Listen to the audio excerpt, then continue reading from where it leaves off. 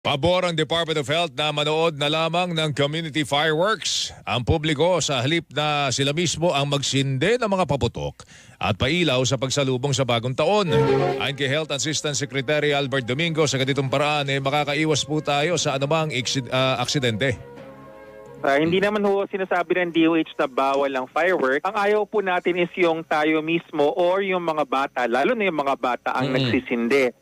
Pero kung ito ay parang ginagawa ng mga profesional, yung mga organizer talaga, yung mga trained na humawak at tayo'y nanonood ng safely ng malayo, yun ay walang problema.